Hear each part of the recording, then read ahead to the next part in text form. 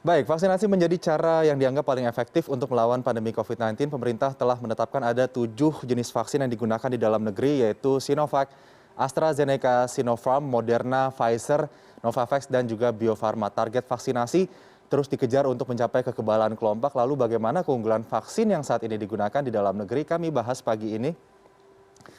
Untuk Anda, kita lihat inilah jenis-jenis vaksin yang ada di Indonesia yang sudah masuk ya dan diimpor oleh pemerintah Indonesia.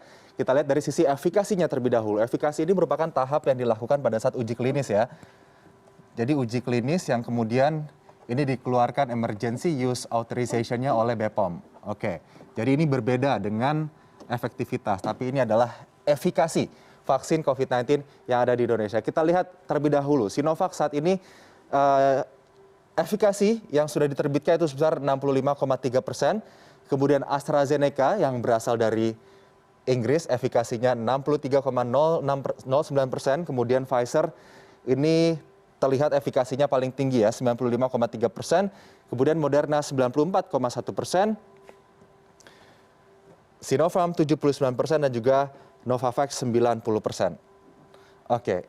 Pandemi COVID-19 yang melanda Indonesia dari awal tahun 2020 hingga sekarang statusnya masih meningkat kasusnya setiap hari, di mana angka positif dan kematian terjadi di semua kalangan usia, terutama pada lansia dan masyarakat yang memiliki penyakit penyerta.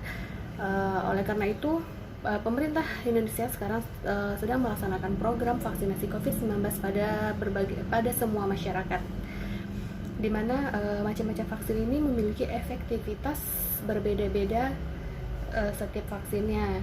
Oleh karena itu, kita sebaiknya sebagai masyarakat Indonesia mengikuti program yang telah dilaksanakan oleh pemerintah yang bertujuan untuk meningkatkan kekebalan tubuh pada kita agar terhindar atau mencegah tertularnya penyakit COVID ini. Di mana vaksinasi yang dilakukan ini adalah sebagai ikhtiar kita atau usaha kita untuk mengurangi atau meminimalisir penularan COVID dan mengurangi angka positif setiap harinya dan angka kematian pada masyarakat tertentu yang mudah tertular penyakit ini. Oleh karena itu, mari kita mengikuti program dari pemerintah ini dengan mengikuti vaksinasi COVID-19 pada vaskes yang ada. Ini kisah para pejabat yang merendahkan dirinya, yang menghamba harta benda dan menjadikan negara dan rakyat sebagai sapi perah belaka. Saat kita semua menahan diri untuk melakukan ini dan itu, beberapa politikus dan pejabat kita malah tetap bernafsu untuk nodong sana-sini, ngutil sana-sini. Saat kita semua mencoba bertahan di tengah badai, jungkir balik melanjutkan hidup saat semuanya begitu sulit, para politikus dan pejabat juga tetap berakrobat dengan anggaran. Entah berapa ratus ribu orang yang sudah di PHK, yang usahanya bangkrut, yang penghasilannya merosot. Tapi itu tak mengurangi nafsu para pejabat rakus yang tidak punya harga diri. Menteri Kelautan dan Perikanan bersama beberapa staf khusus dan pejabat kementerian meminta cashback dari setiap benih lobster yang diekspor. Mereka memakai uangnya untuk berbelanja barang-barang mewah persis ketika kebanyakan dari kita sedang mati-matian bertahan memenuhi kebutuhan-kebutuhan pokok. Saat banyak orang kelimpungan mencari ruangan perawatan karena kamar-kamar rumah sakit sudah sesak dengan pasien COVID, Wali Kota Cimahi malah memperjualbelikan izin pembangunan rumah sakit. Dan yang lebih gila lagi, para pejabat Kementerian Sosial berikut dengan menterinya sekaligus malah menodong para vendor dengan uang cashback.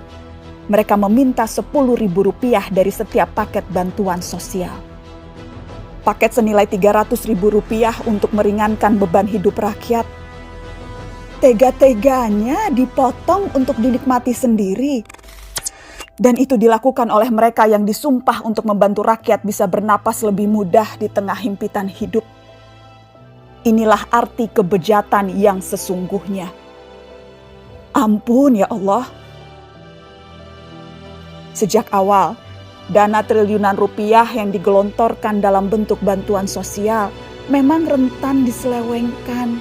Sudah banyak yang memprediksi potensi ini. Mungkin memang kita tidak kaget, tapi bukan berarti kita harus maklum, bukan berarti kita tidak boleh marah. Kasus-kasus korupsi di tengah pandemi membuktikan kompas moral para politikus dan pejabat kita memang sedang berada di titik terendah. Bahkan pandemi yang membunuh banyak orang, menyengsarakan banyak orang, tak membuat para pelaku menahan diri dari hasrat memperkaya diri sendiri. Pandemi justru menjadi peluang untuk menggarong lebih banyak. Kegentingan dan kedaruratan justru jadi ruang baru untuk bertindak lebih brutal, lebih banal, lebih ugal-ugalan, dan lebih tidak tahu malu. Publik, kita semua justru dibebani pekerjaan tambahan. Selain harus bertahan hidup, kita justru harus lebih teliti mengawasi kebijakan dan penggunaan anggaran. Tambah capek, tambah pegel, tambah frustasi. Tapi pilihannya tidak banyak. Semakin kita apatis, semakin senang mereka menggasak uang negara. Pandemi terbukti melahirkan kebiasaan-kebiasaan baru. Kecuali perilaku para politikus dan pejabat kita. Inilah kenyataannya. Sudah sebegitu bangkrutnya moral mereka. Memang kita tidak kaget, tapi sangat wajar dan sangat pantas untuk kita marah. Saya akan coba menanggapi isu yang sedang marak belakangan ini. Yang pertama adalah sungguh sangat bertentangan dengan nilai-nilai Pancasila dan norma-norma yang berlaku di negara kita. Bagaimana tidak ketika banyak orang yang tercekik, terhimpit, bahkan tersiksa akibat pandemi COVID-19 ini, justru orang-orang atau oknum-oknum yang seharusnya menjadi pengayom atau pelindung dari masyarakat kecil, justru mereka mengambil kesempatan, mengambil keuntungan dengan adanya pandemi ini dengan memperkaya dirinya sendiri. Jika kasus korupsi ini tidak ditindak secara tegas, maka rakyat Indonesia akan kehilangan kepercayaannya kepada pemerintah. Saya sebagai generasi muda berharap bahwa nilai-nilai dan norma-norma Pancasila dapat dilaksanakan dalam kehidupan sehari-hari agar kasus-kasus korupsi seperti ini tidak akan muncul di kemudian hari. Kolong Jalan Tol Wiyoto Wiono di Jakarta Utara kembali dipenuhi sampah yang sebelumnya dibersihkan tahun 2018. Jauhnya jarak tempat pembuangan sampah sementara menjadi alasan warga tetap membuang sampah di kawasan tersebut.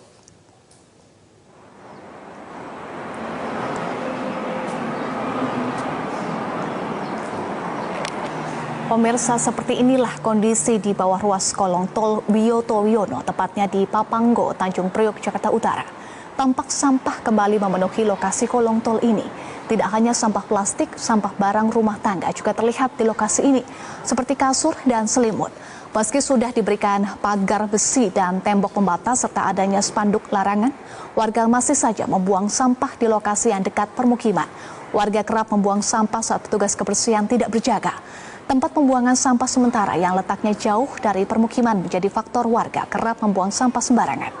Ketua RW 008 Kelurahan Papanggo berharap kerjasama antar pemerintah setempat dan pihak pengelola tol untuk mengatasi permasalahan ini.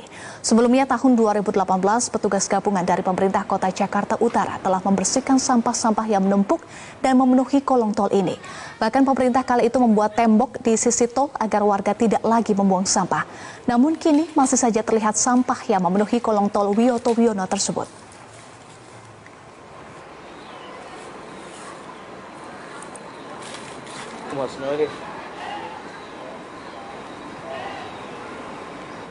Sempat bersih berarti nih. Inilah wajah Indonesia saat ini. Tumpukan sampah ada di mana-mana. Indonesia yang asri, bersih, kemana perginya? Entahlah. Banyak masyarakat yang tidak menyadari akan bahaya membuang sampah sembarangan. Seperti saat musim hujan tiba, terjadi banjir di mana-mana. Lingkungan yang kotor merupakan sumber dari segala penyakit, serta masih banyak dampak buruk lainnya yang ditimbulkan akibat sampah ini. Nilai cinta tanah air sepertinya sudah mulai terkikis. Untuk itu, dimulai dari diri kita sendiri. Mari kita jaga lingkungan. Dari hal-hal kecil akan bisa berdampak besar terhadap negeri kita. Sebagai generasi muda, kita harus tetap berjuang bersama-sama agar Indonesia tetap jaya. Jaya.